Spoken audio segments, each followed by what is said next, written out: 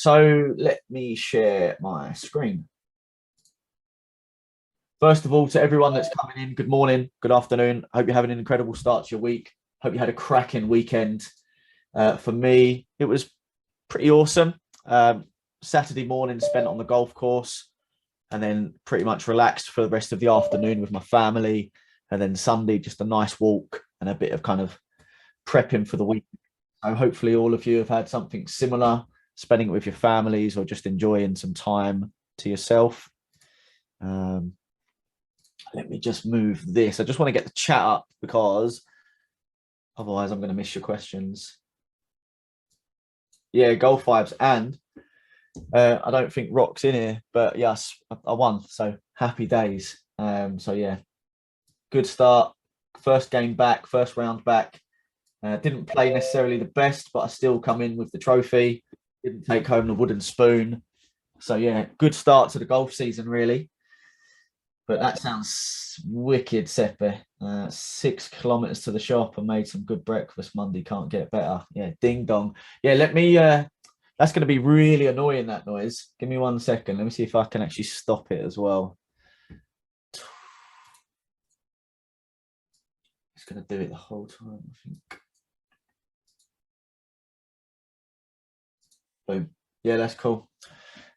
So EU, let's move out to the daily first of all. Now, obviously, we're still inside this overall kind of range at the downside, right, which is being met by this huge demand.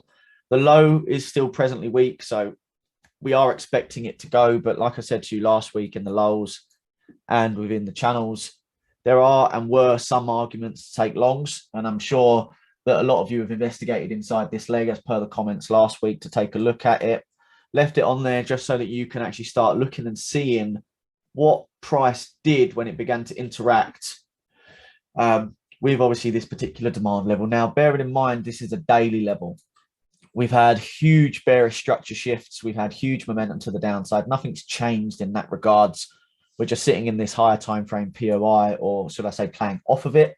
But we've not really done anything significant. You know, we saw a bit of kind of momentum, a bit of kind of volatility from the 3rd of May up until the NFP, because of course we had Wednesday FOMC, we had Friday NFP. And of course, those datas were pretty much net no change.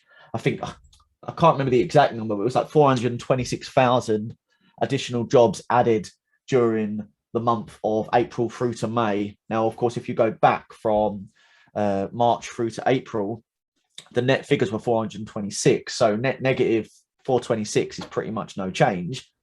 Whilst they allegedly say that there's 11 million employment opportunities in the US, I think they're bullshit. I don't think those numbers are correct. To put it quite bluntly, I think that they're just kind of like Fugazi numbers to try and create stimulus in the economy. The Fed came out and started suggesting that they're not going to do another 0.75% basis point rise. And they're going to start obviously weaning off of QE, which is obviously something that they announced for a couple of months ago. So we're going to see a lot. I think we'll see quite a big transitional shift from riskier assets. So be it crosses, indexes, equities in particular, and more going into potential commodities that have got underpinned safe havens or moving into fixed income. So we'll start to see yields climb initially, obviously just for that plight to safe haven to get rid of all the risk with the uncertainty that's ahead. Realistically, we need to start seeing the kind of shifts in PMI, GDP. We need to see obviously some form of decrease in economic activity, which we haven't really seen just yet. We've seen inflation increase, obviously under CPI, but we probably want to see some negative kind of, negative kind of output under like 50 something would be quite good. See 2 quarters of that, then that's realistically on an economic standpoint, a macro standpoint, on textbook definitions, that's deemed as a recession.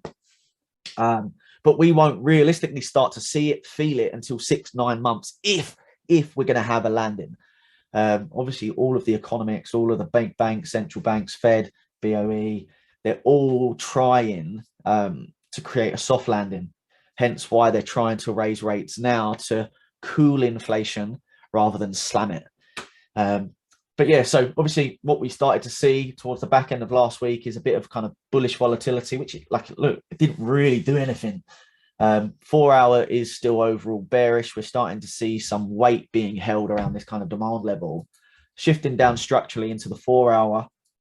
We've got some interesting areas that potentially could be used as CPBs up above. Obviously, we've got these higher time frame supply levels that we're sitting up here that we're obviously ideally looking for price to come back into. But at the moment, where is price? Price is directly inside this range, this potential this potential accumulation or redistribution. So we need to kind of just establish what price wants to do. We've talked about it time and time again. If you're going to try and trade the range, try and trade from the extremes of leg, focus on where price came from, focus on where price is spending the majority of its time, i.e. just to recap on that comment last week, if price is spending the majority of the time in, let's just kind of go from the extreme of the range to the low of the range here. If price is spending the majority of the time around the EQ towards the discount of this leg, then realistically price based on probability should continue to the downside. Now, going back to an earlier comment I said within this lull, we've got a weak low around that 103.40 level. So are we looking to take out that weak low before continuing higher? But again, whilst price is holding these demand areas, yes, supply is holding as well. Whilst price is holding these demand areas, there are going to be arguments for long. Now, we could actually blow out of the top of this range, this extreme of the range up by the supplies, and start to push up towards the premium of the entire leg, which from an execution standpoint, from a position of looking for continuations to get short, ideally, yeah, we do want to be looking into the premium of the leg to get short. We don't necessarily have to focus on it. Like, you could still take shorts from the extreme of this leg, because if we look at price and here, we're starting to build that supply chain. Yeah, equally, demand is holding. So we've got supply and control, demand in control. But we need to establish, well, what is price doing? Is demand holding for supply to build liquidity to take control for further shorts to the downside? Or is demand holding to take control for supply side to get taken to run for the longs? So potentially pushing up to those 107, 108, 109 handles, right? I thought the same, I was talking about boundaries. So in terms of where we are on the 4 hour, realistically, we can play longs from inside this level. We can play shorts from here. Price is pretty much stagnant, right? We've got what from Friday's close till Sunday open, which was here. We've pretty much just continued to the downside. There has been some bullish momentum and bullish pushes this morning. Nothing necessarily like massively significant, but after we tapped into this demand level and penetrated and took out all of this liquidity from the left here to come into here, we've obviously pushed up, which then, of course, we had the momentum of NFP. We then came into this level. Now, I've just marked this level on here just to show you the reaction point. Why did price react there? What's the justification? We primarily focus on the H4, M15 levels, but I wanted to map this out just so that you could all see why price has reacted to here. Because if we come out to the 4 hour, it's just reacted to those buy to sell wicks. Now, you could have just refined it to the sell wick here. Or, of course, you could have actually factored in the buy to sell wicks entirely. So there is a justified play in it. It came into the buy to sell wicks that took out the liquidity to this low. There was no real structural inducement inside this leg, hence why obviously there was no major reactions to price to fuel it to continue higher. Price didn't feel the need to come up to the extreme to push to the lower. So the question could be, did price build this to create liquidity to come into this level for here, this higher time frame supply, right? So that's something that we're keeping our eye on at the moment. But if we go back down in just to the 15-minute and 1 hour quickly, that's the 4 hour level here, easily refined to either this or this, depending on how you want to do it. But again, just to justify this reaction in a more clarified, clear way, just because some people within the community don't really focus on buy to sell, sell to buy pivot ranges, they'll primarily focus on specific elements of structure, be it the extremes, be it particular bullish candles that revert into obviously bearish candles and vice versa. Can you talk about the 4-hour order flow? Wouldn't that be seen as a weak high? Yeah, completely. So it is seen as a weak high because obviously we've not on the 4-hour, we've not closed above anything. The majority of price action right now is building liquidity for further upside from an argumentative standpoint. If you're looking at the kind of probables of what price is doing, until we realistically come and take these lows and actually start to break out significantly from this range, price is just going to be playing from these extremes. So we ideally want to see this high go because this failed to take out this. We want to see, obviously, ideally this low go because it failed to take out this higher. But this high is now also based on this kind of move. If we start to get that shift to the upside, this high is weak also. So we have that ability to pretty much, well, we have to realistically, unless we're going to really refine down and take lower probable moves, we kind of have to let price just play out of it, because whilst we're in this range, if you're taking into consideration the lows week and the highs week, we have to factor in everything from a higher time frame narrative. Like order flow on the 4-hour is bearish. We've started to obviously range, so price is moving sideways. Why is price moving sideways? Because it's building both buy side, sell side liquidity. If we were to revert back to kind of traditional Wyckoff methodology, we have to ask ourselves, is this the beginning of an accumulation play to see upside strength, or is this a redistribution play for further continuation to the downside? Now, we've still got this huge daily level to kind of really and truly fully mitigate. We've only mitigated it once in its truest form. We've kind of played around with it, but I'd like to see ideally a deeper mitigation.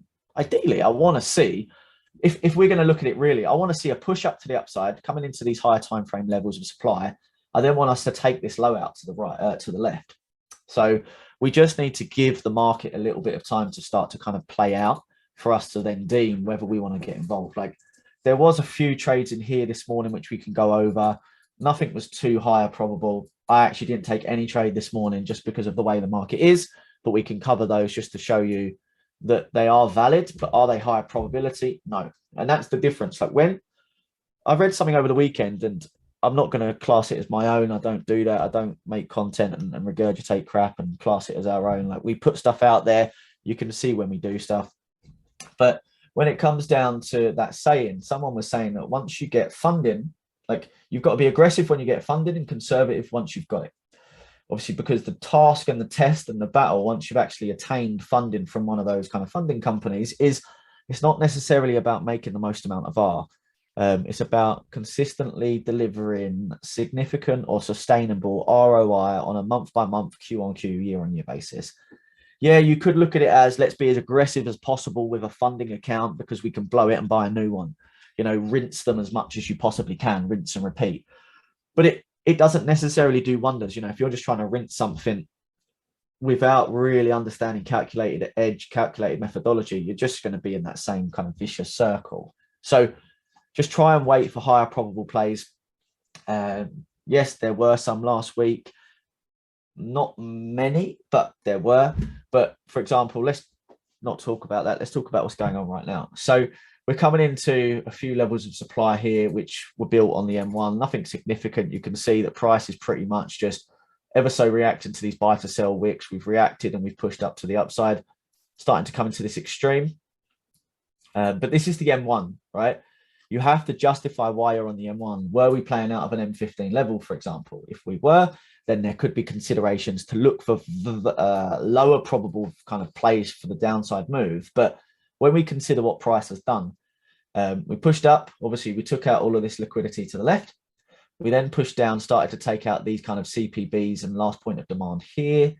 We blew through this one with no reaction whatsoever, very aggressively. What did we do? Reacted into, no, we didn't actually. We didn't react into this. We just missed it by a tick, I think. Yeah, just by a tick. We then came back up into this level of supply, which took out this. And of course, all of these levels got taken from. But we failed to take the high here. This low then got taken, comes into this body of candle here. Over refinement. You know, if you would have just played off of this wick here at 1.0506, You wouldn't have got tapped for the long. Had you have taken the full body of the candle, then yeah, granted, you could have potentially taken a trade off of this. With this being liquidity, you would have also potentially used this as liquidity, but that got taken by this. So this is the inducement for this, higher prices. Obviously took out this, but failed to take all of the rest of the liquidity out. Hence why we're still in the range, right? Market is just pretty much building liquidity to play from the extremes like ping pong. Price then, of course, pretty much range, came into this, pushed up. Was a potential trade inside here. Could have been like from a, if you're in, if you're risky and you don't necessarily look for liquidity, you may have wanted to start looking for longs from here when price came back into here. There may be some justification that price obviously took out the kind of lows to the left, but we didn't do anything significant. For me, we've kind of come off of this level here. We've then pushed up. Potential argument for a trade here, maybe factoring this as inducement because we took, no, I wouldn't like to class that as inducement because we didn't take that high out. Had we have done this and closed above with a body, even if it was like a subtle close, pull back down, come in. There is some arguments for a couple of longs inside here, but they're low validation. I haven't got a clue what that first word means. SI.T, that low liquidity cause it didn't mitigate. Yeah, sorry, mate. I don't understand your question, so I apologize massively. Isn't that low liquidity because it didn't get mitigated? This low or this low?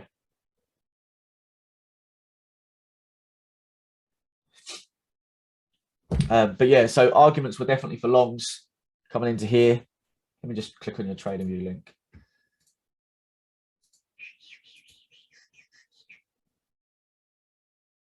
Yeah, so that price could come back to that. So price could still come back for this on the basis that we've obviously not necessarily come into this. I'd like to refine this a little bit because it's just above, but I'd like to refine it a little bit. Price could come back into here. So this is the whole argument, right? We're inside a range. So we've got liquidity being built on decisional levels that hasn't necessarily visited the extreme. So we're creating valid trades inside an extreme of a range where the extreme hasn't been played out. So there's still huge argument that price could react off this, may not give us an entry, whatever, and come back down, take out that inducement that you just highlighted, because we're in a range. Until we break out that range, just leave your chips on the side of the table, wait for your cards to be dealt, play the blind when you need to, fold it if you can't get a good hand, and then when you get a good hand, play the blind and continue to obviously bid up, right? But at the moment, market's just giving us valid opportunities. So we need to realistically we've taken out this high, we need to start taking out this high. But then if we kind of zoom out to the M15, what have we done? Until we start really kind of pulling back up into the premium of the leg, all of this is just liquidity. Yeah, we've got this potential M15 here. Could it be fueled as a CPB for higher prices to potentially come up to this level? Or could it be the trade that we need to take, right? Let me just pull the chat up again.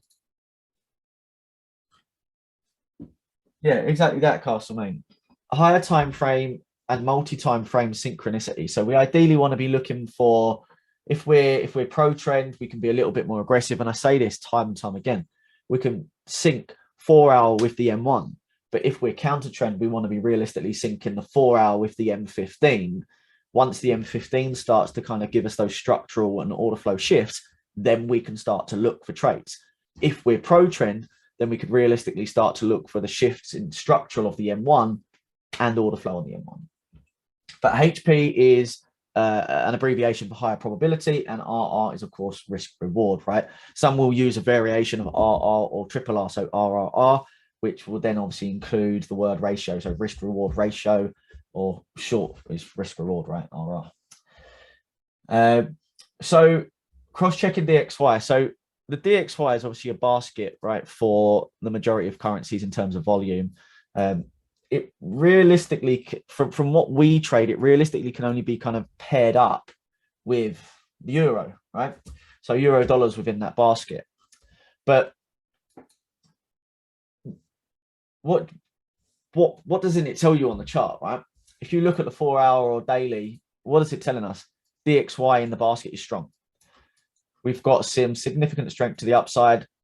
There was huge discussions at the beginning of the year for kind of 103s to be the target. So obviously, well, end of last year, kind of pushed to the beginning of this year, there was huge pushes for the 103 target to be hit. Obviously, we've now satisfied that requirement. Do we want to continue higher? Do we want to push higher?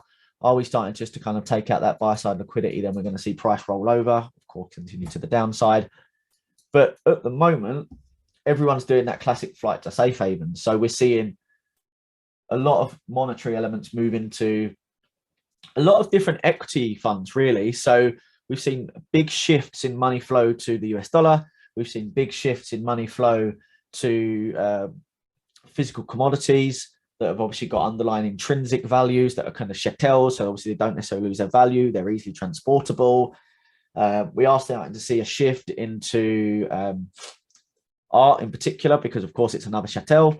Not necessarily so much into kind of like your looser items, like your physical diamonds. They're not too much kind of transitional shifts into that. But the DXY in terms of correlation is we need to establish and understand what the DXY is suggesting.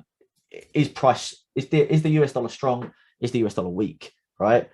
You can use it for correlation, especially with the euro against euro USD.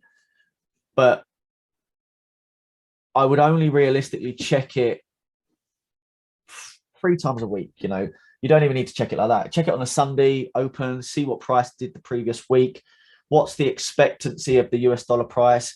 You know, go on some maybe economic sites, you know, be it Trading Economics, be it Bloomberg, be it Dark Cube, and just really try to understand the outlook of whether it be monetary policy, whether it be rate rises, and what that inversely means for the US dollar. Like, what does the economic shift or the fundamental notifications that are coming out, like the release reports and releases, what do they suggest? Do we suggest that the US dollar is going to strengthen?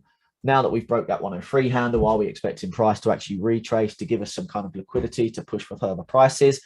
Do we potentially see a bigger transitional shift moving into a risk-on environment? So risk-on environment would mean long euro long term, long GBP long term. But other than that, it's pretty much just a correlation of asset classes. We're utilizing it to understand the strength in price, right? In terms of the DXY, you know, since 1982, we've seen a deduction in value. We've seen some input, you know, some kind of bullish impulses to the upside, but failing to take this.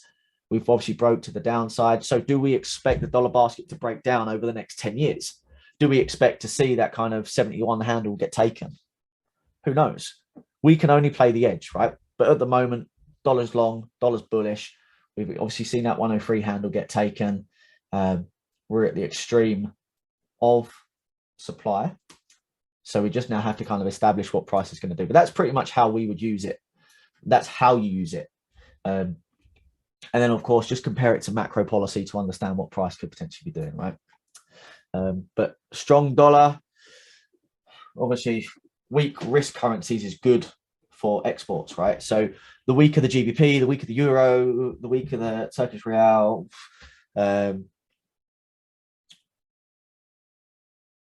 Turkish lira, Brazilian real, SAR, South African rand. You know, it's good for economies. It's good for exports. Obviously, it means you get less. From an export standpoint, the purchasers, the acquisitions are getting more for their money. But the economy is obviously turning over less revenue, so thus less GDP growth. So positive expectancy on kind of traditional growth. So just keep your eyes on all of that, really. Moving across to, actually, let's go back to EU quickly. Sorry. So kind of just rolling down into the M1, just to kind of show you potential plays that I saw people taking. So there was a couple of people in the EU chat that looked at these kind of shorts. Of course, price was taking these lows. We flipped from here.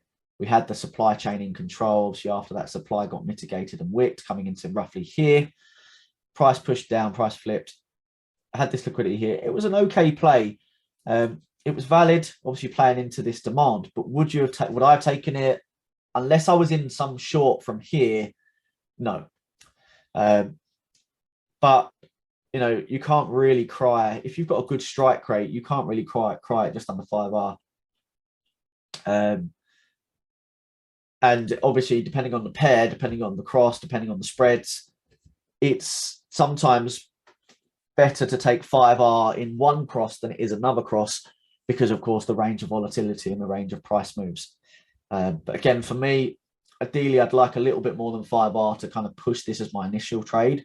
If it's a scaling, yeah, all day long I would have taken that. Would I have taken it out here for, let's just say we got to 5R, right? Push it to there. Let's say we got that just over 5R. Would I have closed it here with the view that price is going to react and take the upside? I would have definitely been BE. I would have definitely partialed something. But coming into this M15 and still until this kind of level of supply failed here, and we start to see that continuation, I would have been in this trade. So I could have reacted. I could have adapted. I could have taken a couple of R off the trade so that, of course, I protected my overall trade. Otherwise, I'd have been taking a partial or a break even.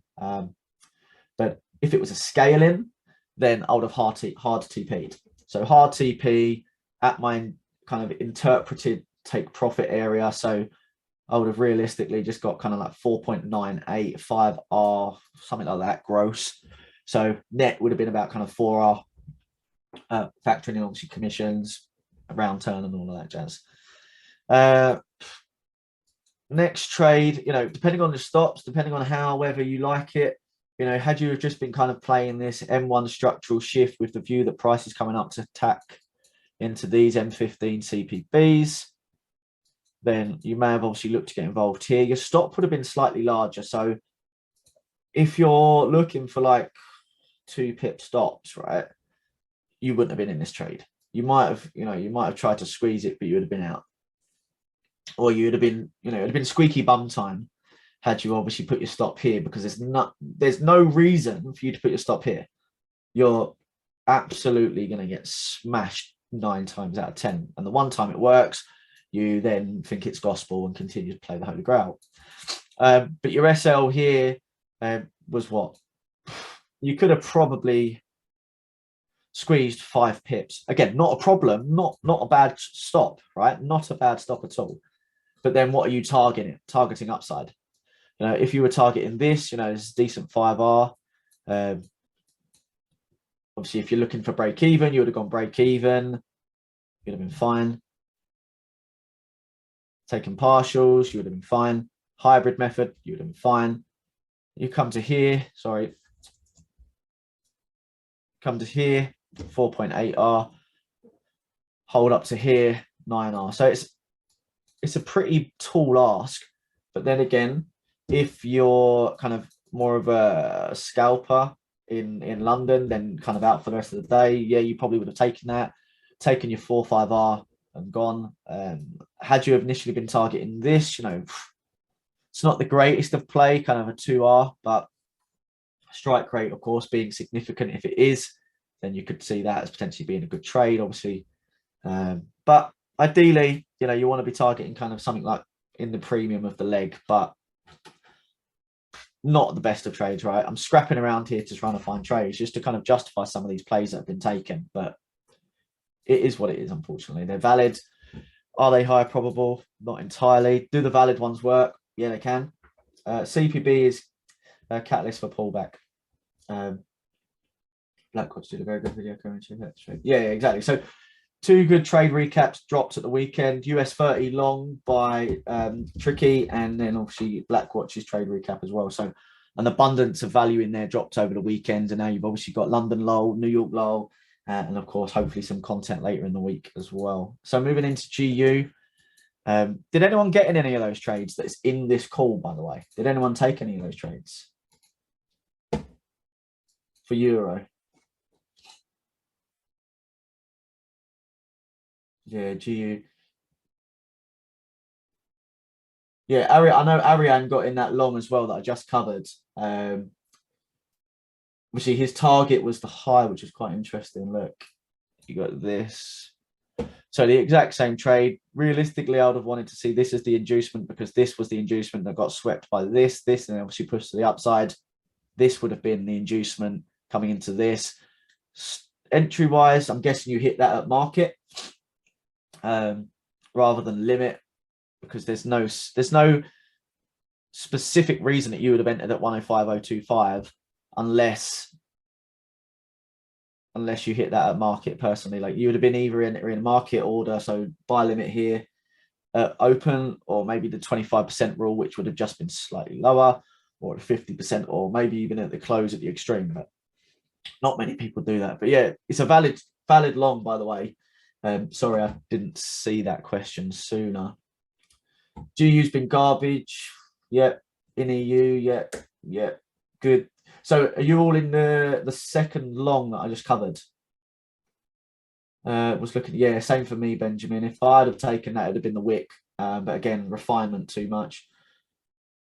10.5062. Anyone trade?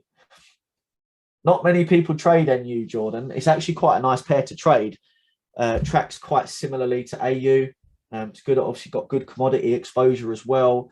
I definitely think one of the hardest crosses, or one of the hardest kind of pairs of assets that I've seen people trade is gold. Gold is just a different beast. Obviously, we're not even going to get into the yen pairs, but gold as a whole, it's just an absolute gold mine of a trade physically. But yeah, Nora tracks NU, which is obviously a good thing because he trades AU like a boss, basically.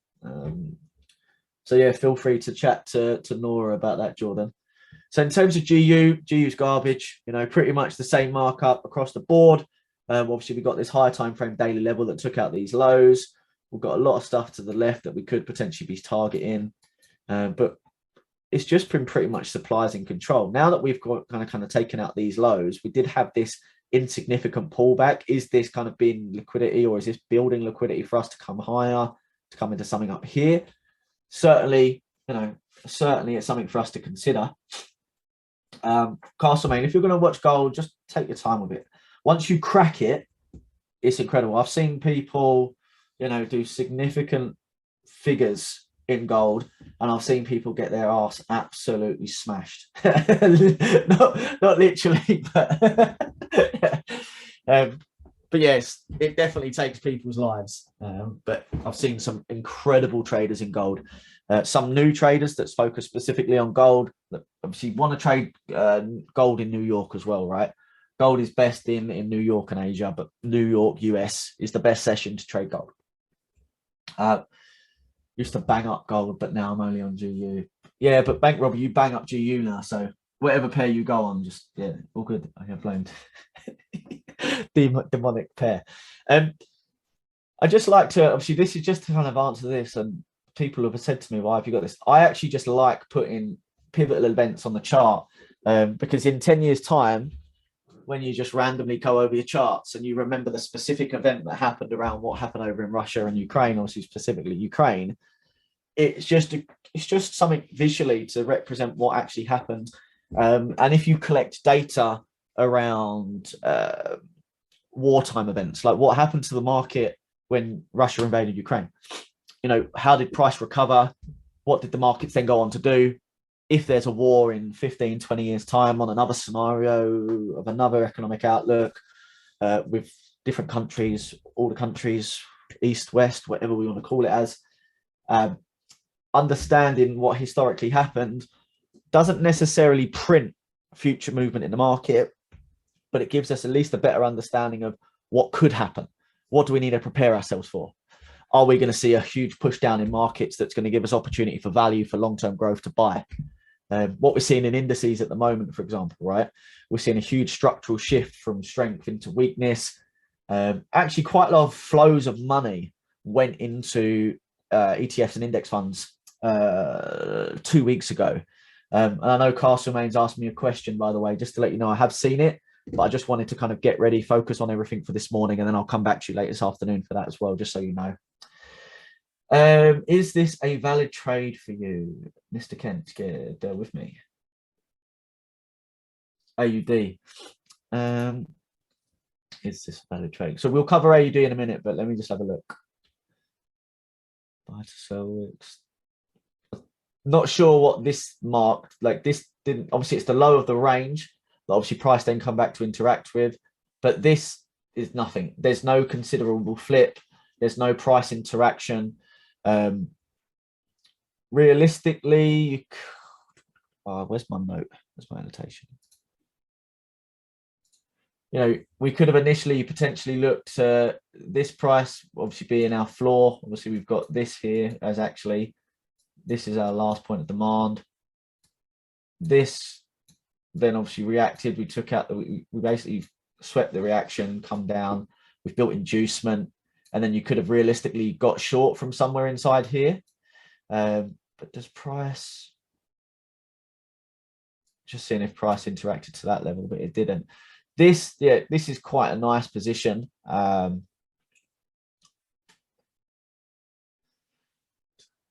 this. Price pushes down, no structural. We've reacted to this, but then failed. It's definitely valid, but I wouldn't really. I'd only, again, probably like to take this if price had kind of swept this, or we had built up better structural inducement here. But it's valid. It looks like quite a nice trade. Was that about an 8 to 10R?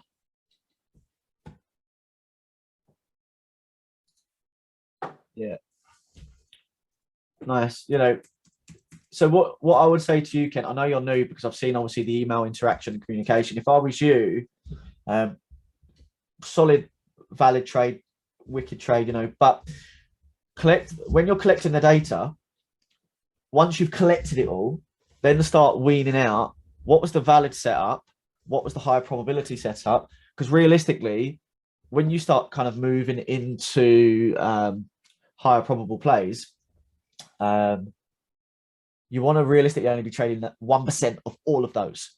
So if you've got 100 setups, you know, you want to be trading 1% of them, because a lot of the time they're valid. But don't get me wrong, your validity, your trade levels, your execution will increase dependent on the levels you're playing from, depending if you're on a trade, if you're looking for a scale in, if you've got a significant amount of R made for the month and you're looking to allocate a specific amount of that R to your next month worth of trades. You know, let's say you had 20R, allocate 5R for the next trade, allocate a total, just to confirm, a total of 5R, rather than risking all of your capital to try and then make another 10R, just risk the 5R so you know net positive, you're up 15R for the month.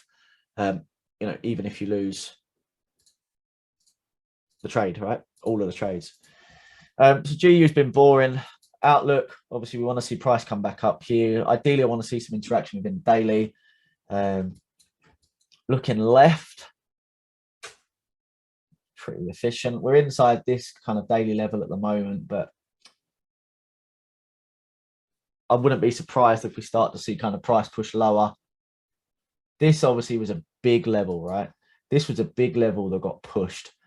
But we failed to do anything. Like, this is such boring price action. There's going to be some trades, right? Yeah, you're going to see people swinging from the trees. There's been some absolutely incredible shorts from up here over the last kind of week or two. But, sorry, up here and stuff. But once we've had all of this move, let price breathe a little. I'm sure there's going to be some plays on the lower time frame. And again, if you're up a significant amount of R, feel free to take them. 15 minute on GU, you know, we're inside this demand. We've had supply and control. We've taken out this low to the left. Price then corrected, pushed back up. So there could potentially be shorts coming into this level. Obviously, in the view that we've got the continuation of the supply chain. In terms of momentum, we've started to see a shift on the M1, definitely on the M1. So we just obviously would like to ideally see, once price comes into that level, we want to see some price start to shift. We want to see M1 structure break down. We want to see order flow start to break down. But at the moment, M15 structurally and in terms of order flow has been bullish. So just kind of bear that in mind with GU. Yeah, Jesus Christ. Sorry for that blasphemy. Hope no one takes offense for that. Can we rewatch this? Yes, the record. Bloody hell! Again, the live stream is recorded. There we go. Finally, I can get my words out. So let's see where price kind of comes. We're head, obviously, we're in London Lull at the moment, so maybe New York will look to get some shorts in GU. Other than that, price may continue to push higher. So again, it's that either or situation, right? Was supply in control to build liquidity for longs, or are we going to continue to push to the downside? At the moment, we've seen that last break of structure to the downside. That was the last realistically significant piece of structure that got taken. We then, of course, look to take this higher, but we've not taken anything realistically that gives us the confidence that we're just going to continue higher. So I'd like to see some price development. In terms of AU, pretty boring. Same as GU. I know, of course, we had I think it was Kent that took that trade in AU. Nora, did you take a trade in AU this morning? Did you take that trade?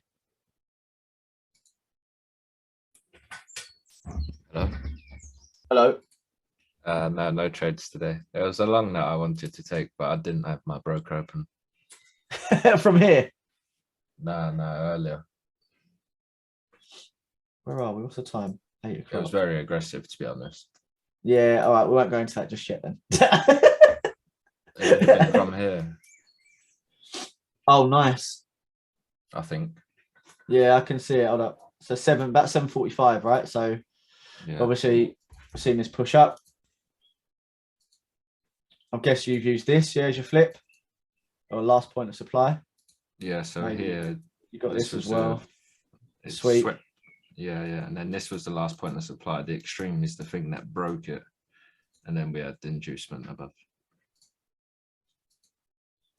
Yeah, nice. So then we got this.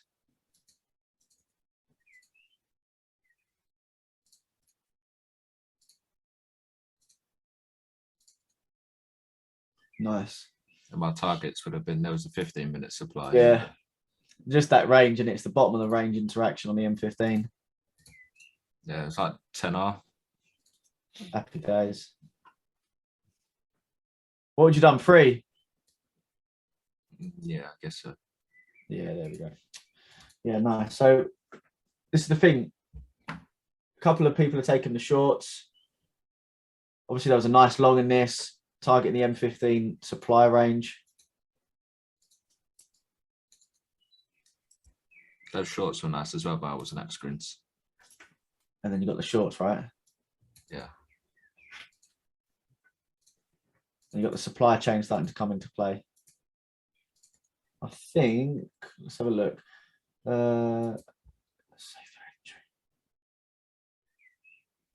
Yeah, that's a nice trade, Kent. That one's nice. I like that one. But yeah, in terms of AU, coming back out to the higher time frame, obviously now that we've broken down from this low, expect price to pull back. From a structural standpoint, there's nothing here in this leg, right? So I'm not necessarily expecting price to play directly off of this. If we start to get something inside here on the lower time frames, then yeah, there's potentially a trade in there. But there was no kind of real reaction to this level here. We didn't have kind of that transition of prices, just blew straight through it.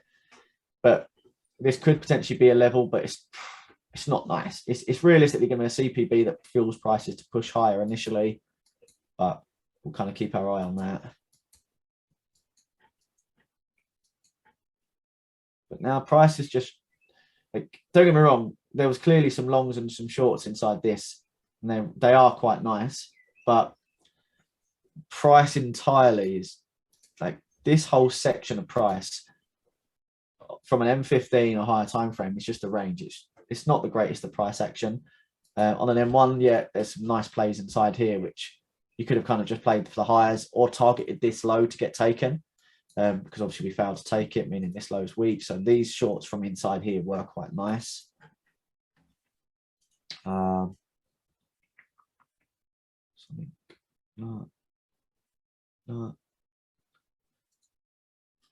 Price overall, just let it play out.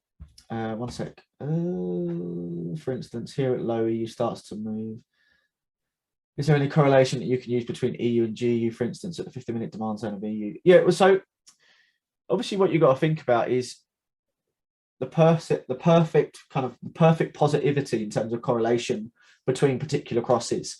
You've then obviously got negative correlation. So EU GU's got a negative correlation, right? In terms, sorry, Euro GBP has a negative correlation. Time to ping pong the range. 15-minute demand only. The point of pivot EU was. What I've tend to find is there's usually a laggard in pricing. Like we were talking about this last week, Nora and I, funny enough, and we were talking how EU and GU had pretty much just dropped through the floor. But AU hadn't necessarily kind of continued in such aggression. Obviously, we were talking about the kind of fundamental elements of it, which were prices primarily in AU being propped up by the flight to gold and specific safe havens. But obviously, risk stance, you could start to see where the dollar has been strong and the strength continues to kick in. Aussie starts to kind of continue and follow suit with the other risk assets, which we've started to see. You know, last week, you know, we was very bullish, kind of pushing up. Obviously, we were failing to really take out any supply. There was no real start, but price struggled to keep up with EU and GU. Hence, obviously, it can be continuing to be propped up because it obviously has good, strong correlation to the physical assets, right? But you can correlate EU GU. Like price will similarly mirror. Like we've got similarities in price action, right? What happened? Non-farm payroll, risk rose. Non-farm payroll, risk rose. Faded the move. Started off range. Started to show bullish strength. Started to fade. Started to show bullish strength. So there are going to be similarities and identifiable correlations between fiber and cable, EU, GU, right? But I wouldn't necessarily say to cross correlate, primarily because if one of them, if there's like a divergence, like a negative divergence on price, and you're waiting for an additional confirmation through the correlation of the cross asset, you may not take that trade, even though it was a higher probable setup. You know, it's like combining kind of specific volume from the broker to understand where you've got levels of control or whatever. Like it's all good from a supply and demand or a support and resistance element, but it could deter you from taking higher probable trades because there's a lag or there's a divergent in price, i.e. price hasn't necessarily reacted as quickly in EU because there could be other determining external factors that are propping up EU or holding down or weighing down EU over GU, for example. And saw an M15 chop, PA taped into demand, saw an M1 boss and set a limit, but PA range a lot before tapping back with the limits to be valid after the whole range. So yes, it would, simply put, right? It would still be valid, but the time when you realistically want to take your limit off of the trade and reassess and review to see if it is still valid and you're still interested in the trade, has it taken specific levels of supply out? Has it hit your projected take profit level? Or has it come down and mitigated something else and then continued higher? So, of course, you need to follow the mitigations. You need to follow order flow. You need to follow structure. So, yes, you can still leave your limit on. Yes, it can still be valid.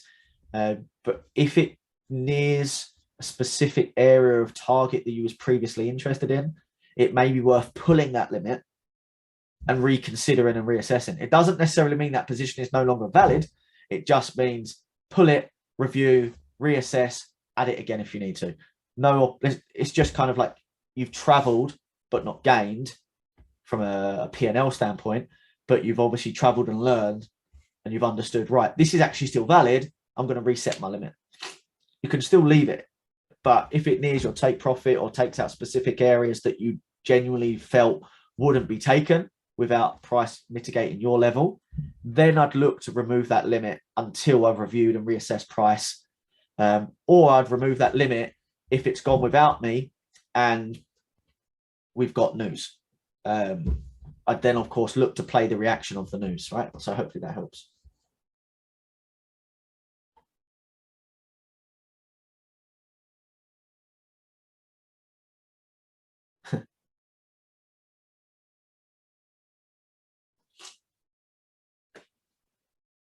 Yeah, so similarly, in terms of fundamentals, obviously we do use something called fusion analysis, right?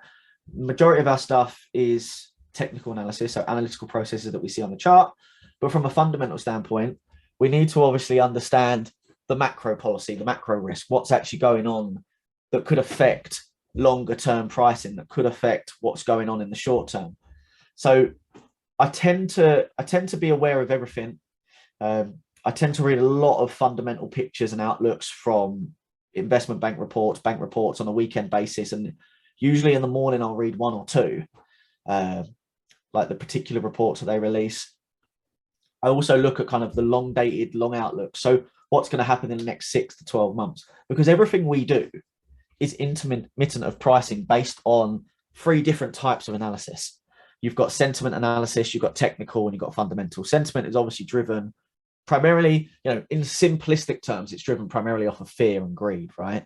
It's driven off of human psychology, human emotion. And that's why, unfortunately, so many traders aren't that great. And it's because they need to be doing the opposite of what their motives and their emotions kind of suggest they do, because it's uncomfortable and all of that jazz. So you need to be able to manage and kind of partition those traditional emotions when looking to execute. You need to basically, if you're starting to think like that, brush it aside, push it off, and go, right, okay, crack on, let's go. But yeah, it's just an intertwined, basically fusion analysis. We use fusion analysis to understand macro policy outlook, to understand economic outlook, but majority day-to-day stuff is technical focused. If I'm looking to get in a position, it's on a day-to-day basis, it's primarily all chart based, all technical based. But yeah, between the team and I, we all discuss fundamentals on a weekly basis, and just kind of spitball ideas, spitball kind of longer term prospects, what could happen, where could we see, for example, Aussie dollar heading in the next 6 to 12 months? What's the potential outlook on rates? What does that do to rates? It's kind of trying to see what could be the next huge catalyst on market for a recession. Is it going to be personal debt this time based on low interest rate environment, a generation of low interest rates, right? So we've got a generation of low interest rates taking out mortgages on short fixed term rates or variable rates, with the view that we're going to be on low rates for the next 20, 30 years, which realistically we have to be, right? We unfortunately have to be on low interest rates, because that could genuinely be the catalyst for a huge pullback in markets, a huge pullback in livelihoods, a huge pullback in wealth status, a huge pullback in the economy, which is a massive knock-on effect, right? If we start to see foreclosures, what we call foreclosures, obviously in the US is foreclosures, what we tend to see as redemptions in markets, in mortgages, people will lose their homes. The bank will have surplus stock of equity homes. In equity, they won't have obviously redeemed their loans of value. If prices drop 40, 50% in the housing market, yes, it's a great opportunity to buy. But of course, that potentially means earnings and unemployment. Earnings will go down, unemployment will increase. If obviously the bank have got all of this supply and they're not able to sell the houses because no one can afford to buy them, yes, they could rent them out, so they could potentially become the biggest landlord of a country. Could you say that again? No, Siri. They could become the biggest landlord in the economy, renting out the properties. But it's a huge catalyst thing, and if they can't resell or can't price up their book, the majority of banks make the majority of their money from loans, from fees, a lot like hedge funds. They make a lot of their money from fees, not necessarily the returns. They make good money from returns, but the majority of their money in banking, in particular retail banking, is made from fees, loans, mortgages. So if they haven't got loans or mortgages being done, then of course they've got low capitulation rates, they've got low return coming in, low revenue being generated. What then happens? If the bank's got no revenue, what then happens there? Does the government need to bail them out? If the government bails them all out, is the central bank going to even go bankrupt? And so you've got to remember, from a government status here, you've got two different tiers of governments. You've got local governments, like local councils in the UK. You've then obviously got the national government. The local councils tend to be higher risk if you're looking to invest in their bonds. Governments themselves tend to be lower risk. But when you start to get defaults across the board, across the economy, and it's cyclical and the keys keep turning, yeah, unfortunately, they can continue to print money. But what then happens? The physical transactional value of money becomes worthless. The intrinsic value is no more. Look at Venezuela. Venezuela's got like 41,000% inflation. Their money is worth nothing. There used to be years ago stories that they used to just walk down the streets with barrels and wheelbarrows of cash. So unfortunately, it's no longer necessarily prevalent to them. Unfortunately, they've got a ticketing system that's not great. Unfortunately, their economy is screwed at the present moment. But the digitalization of cryptocurrency could have brought that back for them, because obviously they've got something that is of exchanged value. But do they have the money to buy it? Not necessarily. So we'll see how the blockchain develops, really. Yeah, so the screen share should still be working. Okay, yeah, I'll try and do that, Castlemaine. I'll start to also potentially add a few reports as well, just so that people can have a look. Yeah, unfortunately, it is Javad. I apologize for that, mate. I really do feel for you. Sorry, guys. What would you do now if you have a lot of funds in the bank? Then it's all relative, right? Like from an FCA standpoint in the UK, individually you get up to 85,000 if obviously the financial services compensation scheme feel it's been unjust. But again, it's all a massive fishnet. As soon as one starts to go, everyone goes. And then the payouts from the FSCS are going to be delayed 18, 24, 36, 48 months, whatever it might be. And then they might run out of reserves. They'll have to print more money. So money becomes obviously more, worthless, while inflation keeps rising. CPI, obviously numbers keep rising.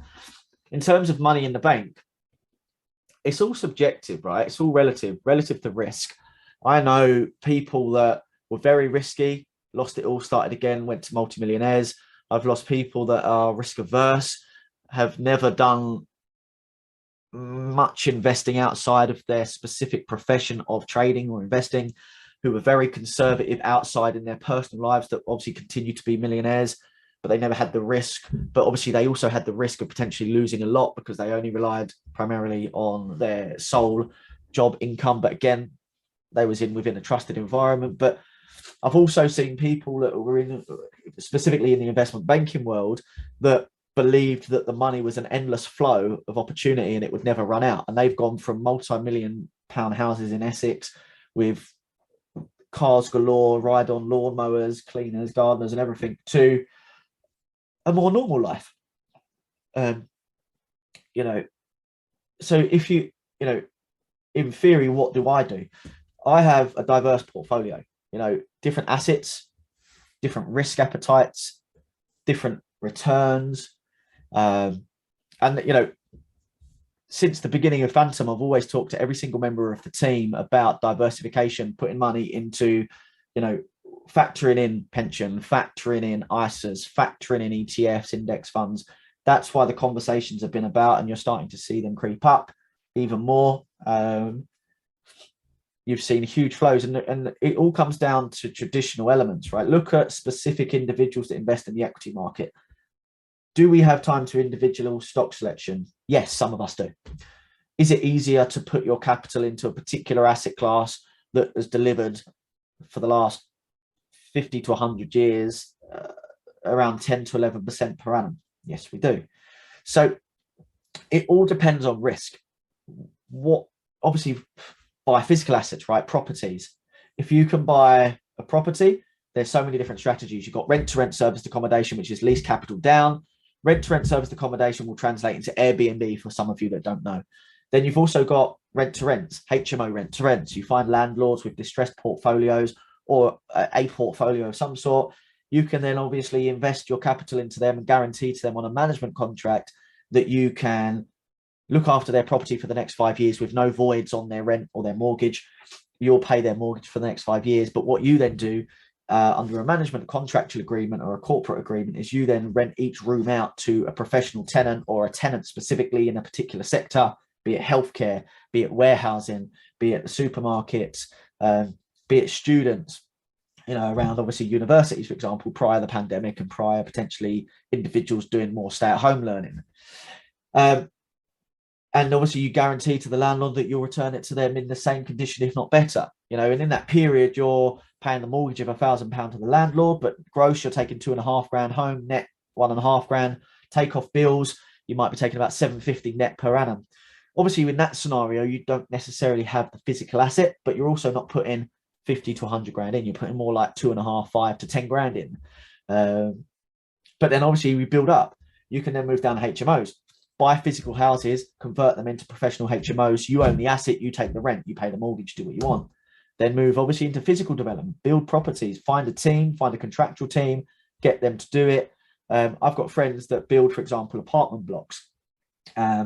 Ranging, one of the guys ranges from 17 sites with over 200 homes on at any one time to other guys that build apartment blocks that cost their pocket 600k, and then they rent it all back to the government. So they've got a guaranteed income source, plus they own the physical asset, which is 600 grand plus. Obviously, that's the cost of build. So realistically, market value will be about 1.2, 1.3 in this kind of environment. So yeah, there's so many different ways to diversify.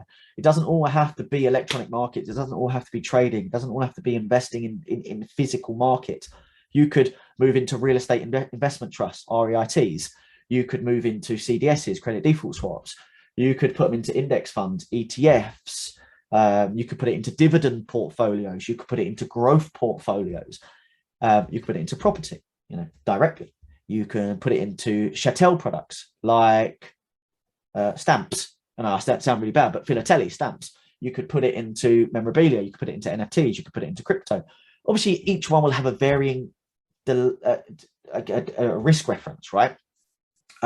You could register with Watches of Switzerland, and like once you get on the list, they will call you when your chosen Rolex, for example, has come out on the market, your Patek Philippe, your Audemars Piguet, any watch that you specifically want, your Mullers, your Frank Mullers and stuff. You realistically could, invest into those. Like I've been on the Watches of Switzerland waiting list for a long time, because if you're gonna buy a specific watch that is kind of supply and demand shortages within Goldsmiths, Rolex, and all of this, that's going to cost you 20 grand, but you can flip it on secondary market 35, 40k, bang, you're going to do it all day long. The only difference is you need cash to be able to do that. But you could start small with, ladies' Rolexes, get like a nice date just with obviously a Jubilee strap, pink face, 4 or 5 grand 2 years ago, about 6 grand now. You could get a basic pilot watch for 300-400 quid. If you know the specific watch, decent watchmakers, they're realistically going to go for 600 to 800 quid. That's the entry market. Even side hustles, there's so many potentials that you could do with specifics. But yeah, that, hopefully that gives you a bit of an understanding. Yeah, same with Porsches. This is an interesting story. When I was an interdealer broker in the city, a lot of my clients are obviously very wealthy individuals. And one day, one guy said, I'm looking to buy a Patek Philippe. And at the time, it was about 50 grand. Beautiful watch, absolutely beautiful. About 50 grand is what he wanted to spend. A lot of the retail market was doing it for about 60 grand. And I had a specific watch dealer that was doing it for 53. So we squeezed the price a little bit, 51 and a half, obviously come down a bit. And the buyer obviously got a significant watch. But obviously within that list, there was so many different asset classes. I had LaFerraris, which were at the time were going for like 1.1, 1.3 mil. So, there's so many different things you can do. And the majority of the time, if you could just be the agent, the middleman, you can take a couple of points out of it. You're taking a couple of 1% out of, there was a property I showed about 2014. One of my clients, a Russian individual, Russian lady, wanted to buy a property just around the corner of Harrods. It was going for like 4.4 million, but it had an opticians underneath. It was 4 floors high, and a couple of points on that. Everything, utilize what you've got, leverage what you've got. Understand that if you're a good person, people will want to work with you if you know what you're talking about, your stuff. And none of this happens overnight. It happens over years of studying, over years of relationship building. But yeah, I've definitely kind of diverted a lot of attention away from the charts. I apologize. Sometimes people just ask questions and we can ramble. Let's go back. So Jordan Richmond's just dropped a chart. Is there any reference to this chart, Jordan? Obviously, I can see what you've marked up for NU, but you've not specifically said what you're looking to do, other than trust the process, which is solid, just to confirm. I'm not taking the mickey. Yeah, so potentially you could look for something in here. I don't necessarily like this, but it is. But wait for price to come in. Obviously, it's the 15-minute level, so wait for price to see what it does on the M1. And then we can see. Obviously, ideally, you know, if you're playing this leg, there is potentially going to be some argument for continuations down here. But yeah, just wait for price to come into that level of the M15 and then see what the M1 does. But that's about it, guys, I think, and girls. Hope you had a really good session. Not entirely sure what +1 means, so I apologize. +1, +1, +1. 1%, +2, me too, meaning we think the same as Carson. Oh, yeah, cool. All right. Yeah, sorry. I'm not down with the kids. I apologize. Yolan, I'm 31.